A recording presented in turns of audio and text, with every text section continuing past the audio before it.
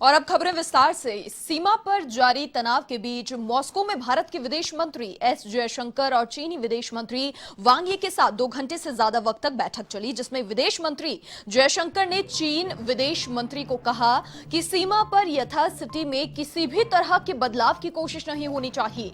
जयशंकर ने वांग यी से साफ साफ कहा कि सीमा से जुड़े सभी समझौतों का पूरी तरह पालन हो।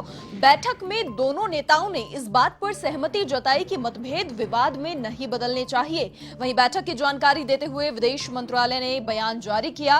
विदेश मंत्रालय ने इस बयान में कहा कि बैठक के दौरान दोनों नेता इस बात पर सहमत हुए कि सीमा पर वर्तमान स्थिति किसी भी पक्ष के हित में नहीं है और साथ ही दोनों देशों के जवानों के बीच बातचीत जारी रखने, तुरंत पीछे हटने और तनाव कम करने को लेकर सहमति इस बातचीत में बनी, बैठक में बनी। द्विपक्षीय भारत चीन की ये बैठक हुई।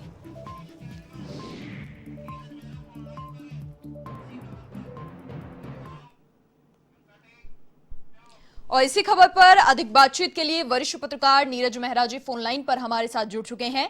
नीरज जी, देखिए, बैठक हुई है, बातचीत भी हुई है, लेकिन चीन का जो रवैया है वो बहुत ज्यादा आशाजनक नहीं है। शुरुआत से लेकर अब तक बार बार कहीं ना कहीं चीन उसी बात पर अटका हुआ है और फिर से कहीं ना कहीं कोशिशें लगातार की जा रही हैं, जो संयम है उसको तोड़ने की कोशिश।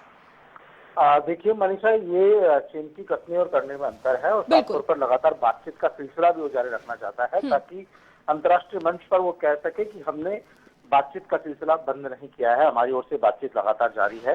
और यही कारण है कि जब हमारे विदेश मंत्री एस जयशंकर प्रसाद और चीन के विदेश मंत्री के बीच जब बातचीत हुई तो दोनों ने ये बात तो स्वीकार की कि सीमा पर जो विवाद है, मतभेद है, उससे जो सनातनी है ज्यादा बढ़ती है तो किसी भी देश के हित में नहीं है। ये वो भी मानते हैं, ये हम भी मानते हैं।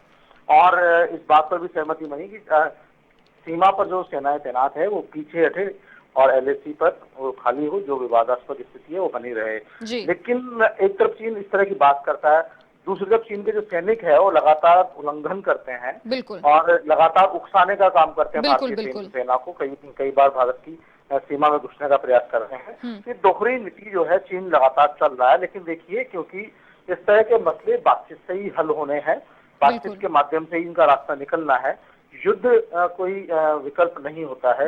युद्ध से तो हमेशा विनाश ही आता है।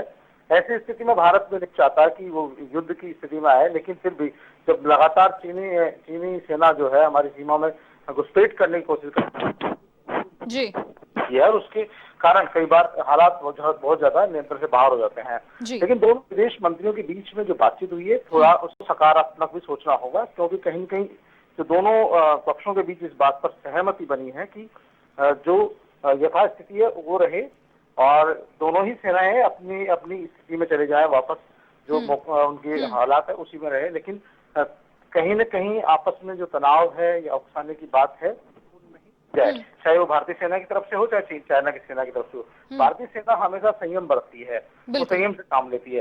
लेकिन जब चाइनीज सैनिक जब हमारी सीमा में घुसपैठ करते हैं तो उनको जवाब देना भी हमारी मजबूरी हो जाती है। जवाब देना भी जरूरी है, क्योंकि भारत अब कमजोर नहीं है, पहले भी कमजोर नहीं था और अब तो सामरिक दृष्टि से और बहुत ज्यादा मजबूत। बिल्कुल नीरज जी, मैं आपको रोकना चाहूंगी एक बार। देखिए, जो लगातार स्थिति बनी हुई है